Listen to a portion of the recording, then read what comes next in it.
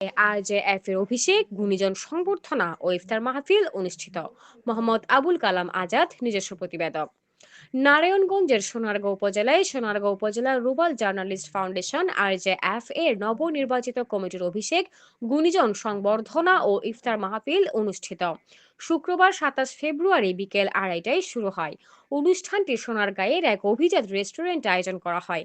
এতে বিভিন্ন শ্রেণী পেশার ব্যক্তিবর্গ উপস্থিত ছিলেন। অনুষ্ঠানে প্রধান অতিথি হিসেবে উপস্থিত ছিলেন মাওলানা ওবায়দুল কাদের নদভী কাশিমি প্রতিষ্ঠাতা পরিচালক মাদ্রাসাতুস শরফ আল ইসলামিয়া। প্রধান আলোচক হিসেবে বক্তব্য রাখেন আরজেএফ এর চেয়ারম্যান এস এম জহিরুল ইসলাম। উদ্বোধক হিসেবে উপস্থিত ছিলেন ব্যবসায়ী ও সমাজসেবক মোহাম্মদ আতোয়ার রহমান। দোয়া ও মোনাজাত পরিচালনা করেন মাওলানা মহিউদ্দিন খান ইমাম ও খতিব চৌরাস্তা কেন্দ্রীয় জামে মসজিদ।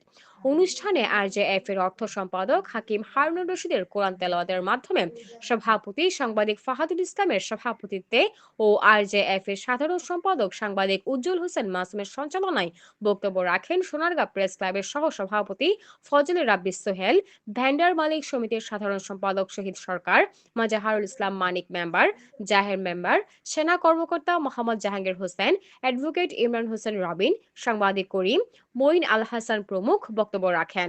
অনুষ্ঠানে বক্তারা সাংবাদিকদের ঐক্যবদ্ধ হয়ে বস্তুনিষ্ঠ ও দায়িত্বশীল সাংবাদিকতা চর্চার আহ্বান জানান এবং সংগঠনের কার্যক্রম আরও গতিশীল করার প্রত্যয় ব্যক্ত করেন।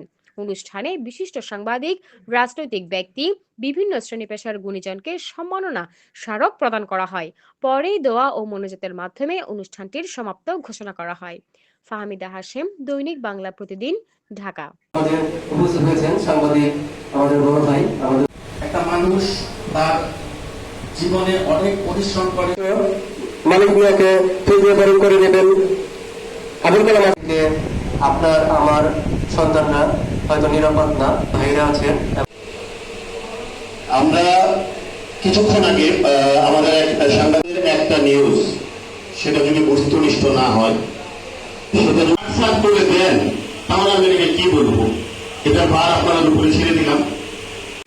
আমার 6.5 মিনিটের বক্তব্য আপনারা 6.5 মিনিট দেন, একটা নিউজ করে পাঠিয়ে দিল, সেটা আপনি না জেনে ছপিয়ে দিলেন, এটা সাংবাদিকতা হলো না।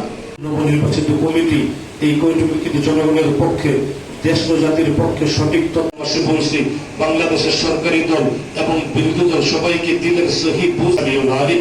আসসালামু আলাইকুম।